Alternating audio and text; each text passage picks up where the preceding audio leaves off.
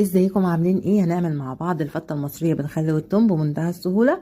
حلة على النار هننزل فيها بمعلقة من السمنة، ننزل عليها بمعلقة من الثوم المفروم نشوحه لغاية ما يدينا لون ذهبي، ننزل عليه بنص معلقة من الفلفل الاسود ورشة من الكمون، نديهم تشويحة وننزل عليهم بربع كوباية من الخل، وننزل عليهم بعصير الطماطم او صلصة الطماطم لغاية ما تتسبك معانا.